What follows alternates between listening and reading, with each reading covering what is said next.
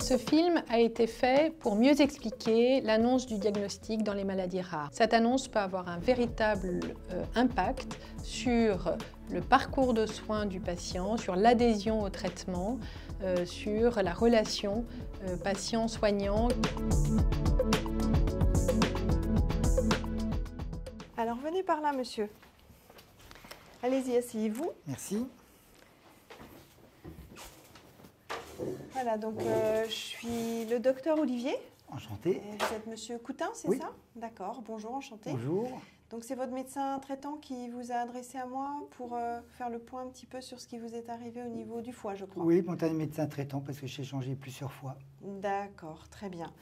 Et donc, on va aborder un petit peu plus précisément ce que vous avez là. J'ai déjà fouillé un peu les examens que vous avez eus, l'échographie, les prises de sang. Et je pense que je vais être en mesure de commencer à vous expliquer ce que vous avez. Enfin. Voilà, donc si vous avez des questions, vous n'hésiterez surtout pas à m'interrompre. D'accord ? Heureusement, j'ai pris la précaution de lire un peu avant de recevoir le patient, parce qu'il a une maladie que je ne connais pas très bien, un syndrome de Budd-Chiari, et j'ai lu les recommandations. Je sais aussi où faire appel au centre de référence pour avoir plus d'infos. C'est rassurant avant de faire cette annonce qui va vraiment changer la vie de ce patient. Le parcours de soins d'un malade atteint d'une maladie vasculaire du foie est long et complexe.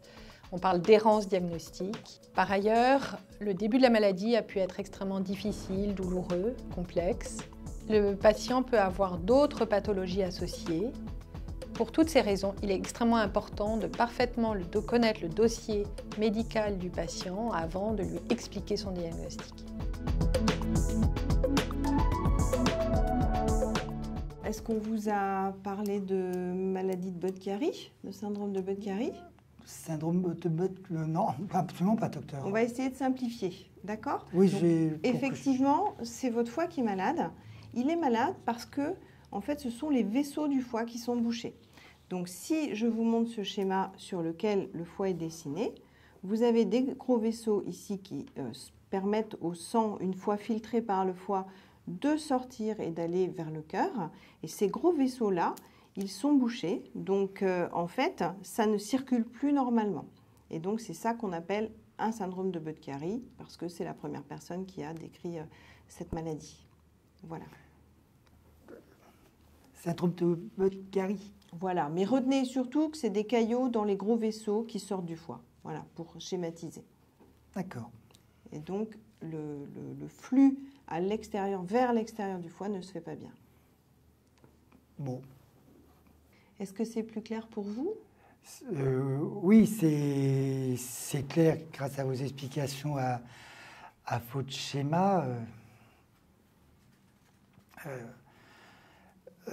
Déjà, je commence à être rassuré parce que vous avez mis un nom sur ma maladie.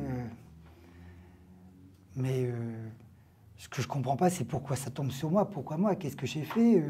J'ai une maladie du foie ou tes vaisseaux du foie. Je ne suis pas alcoolique. Oui, c'est... Là, ce que je ne comprends pas, c'est pourquoi. Qu'est-ce que j'ai fait pour avoir cette maladie? Non, le syndrome de Budd-Chiari, c'est une maladie rare qui n'a rien à voir avec l'alcool. Une maladie rare, c'est-à-dire sans traitement, qui ne guérit pas, je vais mourir. Maladie rare... Le terme de maladie rare, ça veut juste dire qu'il y a environ une personne sur 2000 qui a cette maladie. C'est tout ce que ça veut dire. Bah, mais ça ne veut pas dire qu'il n'y a pas de traitement. Le terme maladie rare est souvent mal perçu. Il faut l'éviter ou l'expliquer en expliquant qu'une maladie rare n'est pas synonyme de mauvais soins. Au contraire, expliquer les traitements et les perspectives de vie. Alors, dites-moi ce qu'on vous a expliqué jusqu'à présent et puis ce que vous avez compris. Ben, compris pas grand-chose, parce que ça fait 6 mois que je passe d'un médecin à un autre. J'ai changé de médecin généraliste parce que les miens ne comprenaient rien. Je suis allé voir plusieurs hôpitaux. Donc là, je suis stressé, fatigué, certainement à cause de mes douleurs, de cet inconnu pour moi. Je cache tout à ma famille pour l'instant depuis 6 mois, à mon employeur. Là, je suis totalement perdu et j'espère avec vous que je vais enfin avoir un nom sur cette maladie. C'est important que je sache ce qu'il sait déjà, ce qu'il a compris et ce qu'il veut savoir de plus. Ben, mon médecin, il passe beaucoup de temps sur son ordinateur. Je n'ai pas l'impression qu'il écoute réellement ce que je lui raconte. Comme pour les autres maladies chroniques, la règle de base dans l'annonce du diagnostic est de privilégier la relation médecin-patient et de ne pas se laisser perturber par des interventions qui peuvent nuire à la qualité de l'annonce. Par exemple, il faut privilégier un endroit calme, il ne faut pas répondre au téléphone, il faut ne pas être centré sur votre écriture, l'écriture de votre dossier dans l'ordinateur. Ceci a très bien été montré d'ailleurs dans une étude récente sur l'impact de ces outils numériques sur une mauvaise qualité de l'annonce le plus souvent. De même, il faut être attentif à sa posture, avoir une attitude bienveillante, être d'égal à égal avec le patient, être à la même hauteur, regarder dans les yeux. Tous ces éléments sont très importants pour que l'échange soit favorable.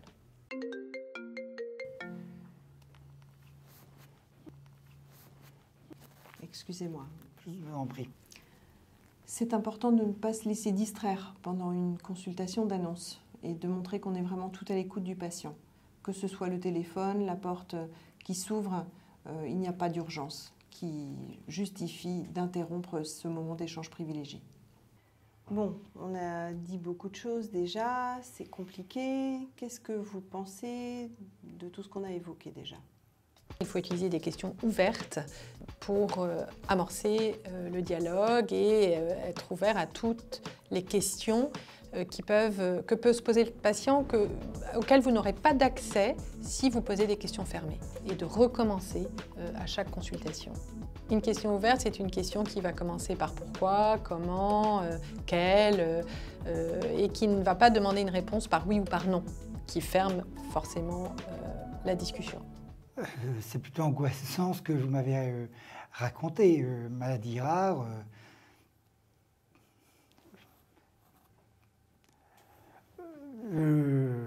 J'étais inquiet avec l'inconnu, là je suis encore inquiet par rapport à ce que vous m'avez raconté. Les mots employés sont également très importants, il faut employer des mots accessibles et souvent utiliser plusieurs synonymes car tout le monde ne comprend pas n'a pas les mêmes références. Et maintenant que vous savez ce que j'ai, c'est quoi la suite? Qu'est-ce qui va se passer pour moi? Eh bien, on va vous prescrire un traitement anticoagulant. Donc, ce sont des comprimés à prendre quotidiennement et qui méritent une surveillance régulière par des prises de sang pour la plupart du temps. Le plus souvent, donc, ce sont des traitements qui méritent de surveiller finalement s'ils sont suffisamment à dose efficace. Et jusqu'à quand? À vie? Alors, c'est un traitement que vous prendrez à vie, effectivement. Vous ne pourrez plus l'arrêter parce que notre objectif, c'est d'essayer, bien sûr, de dissoudre les caillots, là, mais aussi, surtout, de prévenir le fait que ça revienne ou que ça s'étende. Mais de ce fait, qu'est-ce que vous faites comme métier? Et côté boulot, je travaille dans un haras. Dites-moi plus, ça consiste en quoi précisément? Je m'occupe des travail chevaux. au quotidien. Vous Je m'occupe des chevaux. Vous montez? De temps en temps, oui aussi, mais je les soigne, je les sors, voilà, un métier surtout manuel. D'accord. En contact direct avec les chevaux. Ok. Alors ça, c'est vrai il va falloir qu'on réfléchisse ensemble et aussi avec l'aide de votre employeur. Est-ce qu'on peut adapter un peu votre poste? Parce que comme vous allez avoir un traitement anticoagulant pour fluidifier votre sang, vous allez risquer d'avoir des saignements si vous vous blessez. Donc bon, tout ça, ça va venir bien sûr dans votre prise en charge, de réfléchir aux activités que vous pouvez adapter éventuellement en modifiant un peu celles que vous avez aujourd'hui pour ne pas risquer de tomber et de saigner. Mais je peux pas changer, ça fait 30 ans que je fais ce métier, c'est ma passion. Je comprends. C'est vrai que c'est un travail de réflexion qu'il va falloir mener pour adapter votre quotidien sur le lieu du travail à votre pathologie. on se va s'aider de votre employeur, il y a aussi les médecins du travail qui peuvent intervenir. Et puis, vous allez vous-même aussi certainement avoir des idées puisque vous connaissez bien votre entreprise. Et là, tout à l'heure, je vais rentrer à la maison, je raconte ça, qu'est-ce que je raconte à ma femme? Comment elle va réagir? Mais écoutez, votre femme, on peut aussi la rencontrer ensemble. Elle ne vous a pas accompagné aujourd'hui, mais je peux tout à fait vous revoir avec elle pour lui expliquer précisément ce que vous avez et ce que ça implique pour votre traitement et d'éventuelles adaptations professionnelles. Le contexte personnel du patient doit être bien connu du médecin qui le prend en charge. Tout ceci peut être très impacté par la maladie et par les traitements pris. Il faut donc bien interroger le patient sur sa vie professionnelle, sa vie personnelle et familiale, les sports qu'il pratique par exemple, et évidemment son métier. Il y aura un suivi régulièrement. Alors au début, on se verra un petit peu plus souvent, le temps d'équilibrer votre maladie, de bien stabiliser les choses. Et puis après, on se verra une fois par an. On fera un scanner, par exemple, si vous avez des douleurs, pour voir s'il y a un problème, ou une échographie dans l'année, avec des prises de sang. C'est quoi l'origine de cette maladie? Pourquoi moi? C'est arrivé comment? Vous posez une question importante, parce qu'effectivement, on va chercher pour essayer de déterminer ce qui fait que dans votre sang, il y a plus de caillots que chez quelqu'un d'autre. Donc on va vous faire des prises de sang. Certaines d'entre elles, d'ailleurs, nécessiteront que vous signiez un consentement, parce qu'on fera des analyses génétiques et on ne peut pas le faire sans votre accord. Voilà. Mais génétique, c'est-à-dire que, comme je vous l'ai dit, je suis un garçon, ma femme est enceinte, j'ai refilé ça à mes enfants. Ils vont porter la même maladie? C'est pas parce que c'est génétique que votre enfant en a hérité. Ça, c'est le premier point. Et puis le deuxième point, c'est que c'est pas parce que, même dans l'hypothèse où il en a hérité, ça n'est pas pour ça qu'il va forcément développer la maladie des vaisseaux bouchés au niveau du foie, hein, le Budd-Chiari. Oui, mais il y a des risques et ça fait encore une inquiétude de plus pour moi. Ça fait une inquiétude de plus pour moi et pour ma femme. À ce stade, de toute façon, on ne peut pas en dire plus, hein. Il faut qu'on fasse les prises de sang calmement. Ça prendra un certain temps parce que parfois c'est un peu long à revenir. Mais le plus important, c'est que pour le moment, vous êtes à l'abri finalement d'une aggravation. Vous aurez les anticoagulants et le reste, on va s'adapter. Il y aura peut-être d'ailleurs des traitements qui viendront s'ajouter en fonction de ce qu'on trouvera. Ouais. Le plus important, c'est que je sois claire et que je lui montre que je connais à peu près sa maladie. Surtout, il ne faut pas que j'en dise de trop. Si je ne sais pas, je sais que je peux me référer au centre de référence des maladies vasculaires. Et il faut qu'il se sente entouré. Il n'est pas seul. On va l'aider.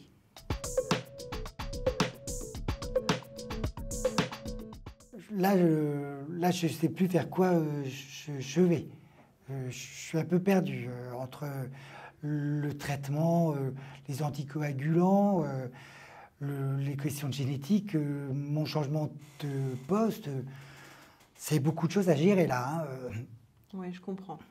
Je comprends parce que ça augure peut-être de bouleversements dans votre vie.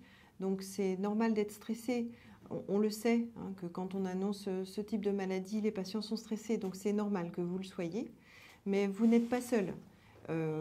Ici, on va être une équipe et vous pourrez faire appel à nous quand vous le voudrez.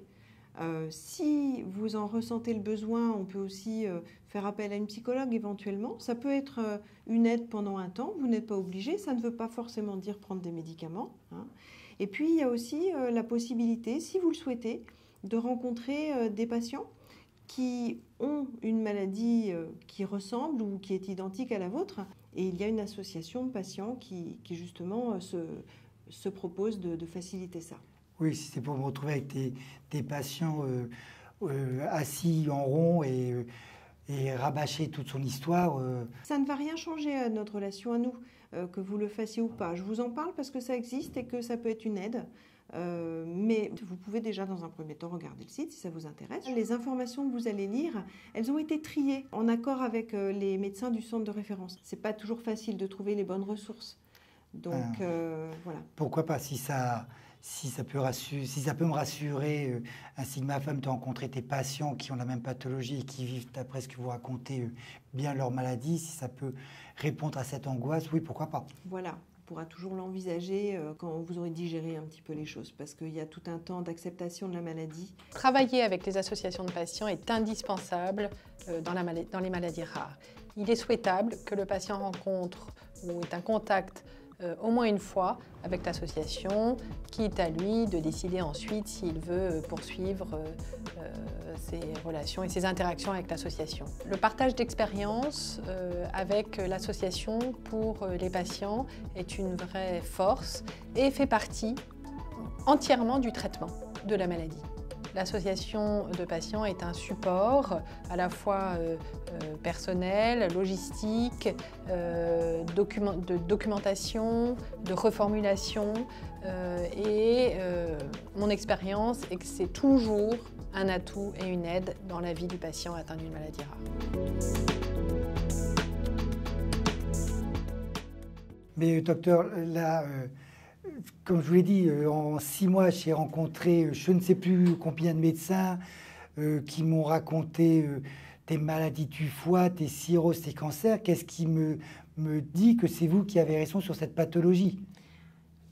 Effectivement, mais maintenant, là, votre dossier, avant qu'on se rencontre, j'ai pu partager avec les experts du réseau des maladies vasculaires du foie au plan national.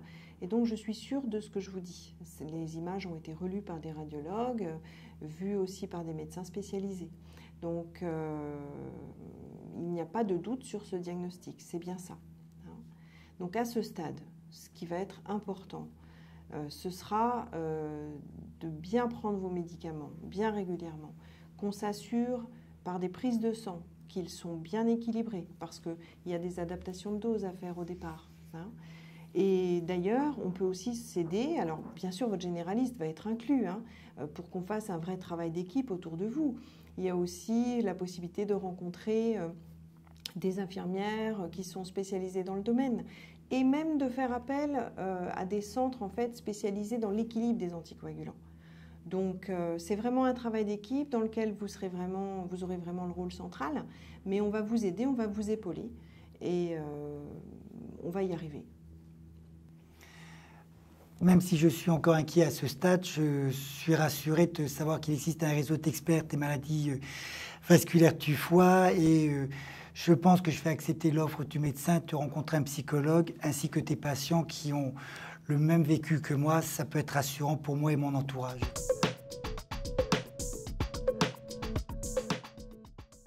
Bon, si vous n'avez plus de questions, je vais vous remettre quelques documents en attendant qu'on se revoie. Donc ça, c'est un petit document qui a été fait par l'association de patients dont je vous ai parlé tout à l'heure et qui concerne plus particulièrement le syndrome de Budd-Chiari et qui explique simplement les symptômes, les causes, la prise en charge, les traitements.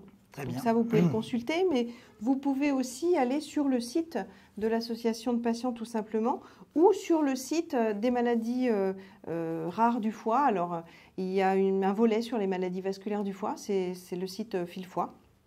Vous trouverez le nom du site disponible sur ce document. Je vous remets aussi ça. C'est une carte en fait que vous devez avoir sur vous et qui permet, en cas de problème, de savoir que vous êtes sous anticoagulant et de quelle maladie vous souffrez. Donc c'est bien de l'avoir dans son portefeuille. Ça, c'est le document de l'association des patients, donc des bénévoles en fait, qui sont atteints de maladies vasculaires du foie. Et puis, dernière petite chose que vous pouvez faire aussi, télécharger sur votre téléphone, si vous avez un smartphone, cette application qui permet de cohabiter avec sa maladie à travers différentes questions du quotidien et qui va aussi à un rôle éducatif. Donc, vous allez apprendre aussi pas mal à travers cette application simple qui a été conçue par justement des gens qui s'y connaissent bien et en particulier les infirmières de coordination du centre de référence qui sont beaucoup au contact des patients. Donc ça simplifie les choses. La MVF, Fil-Foie, voilà, tous les sites ont participé à l'élaboration de cette application. Voilà, merci, monsieur docteur. Boutin. Bah, écoutez, si vous voulez bien, on va se quitter. Et donc, je vais vous raccompagner. On va reprendre un rendez-vous sans tarder peut-être, pour que vous puissiez éventuellement revenir avec votre épouse et qu'on puisse rediscuter tout ça. Merci, docteur. De multiples questions vont naturellement se poser après la consultation et il faut bien s'imaginer que seule une petite partie de ce qui a été dit va être retenue par le patient. Il est donc très important d'une part de proposer un retour avec la famille ou avec d'autres interlocuteurs accompagnant le patient et également de pouvoir ne pas laisser le patient seul avec cette annonce et qu'il ait la possibilité de revenir vers vous ou vers une personne de l'équipe pour avoir une réponse à d'autres questions plus anxiogènes qui pourraient se poser. Cette vidéo a été réalisée en collaboration donc, avec l'association de patients, l'AMVF. Elle a pour objectif de former tous les intervenants autour de ces maladies vasculaires du foie, les infirmières, les médecins, les jeunes médecins, les externes. Elle peut être utilisée en atelier, elle peut être utilisée à distance, elle peut même éventuellement être traduite et être utilisée dans le cadre du réseau européen des maladies rares du foie. L'AMVF, Association des malades des vaisseaux du foie, a été créée en 2005 sous l'impulsion de malades et de professionnels hospitaliers convaincus qu'ensemble, nous pouvons agir et être plus forts dans la lutte contre ces maladies rares. L'association est rattachée au Centre de référence des maladies vasculaires du foie et collabore également avec les centres constitutifs et les centres de compétences sur ces pathologies en mettant le patient au cœur de ses préoccupations.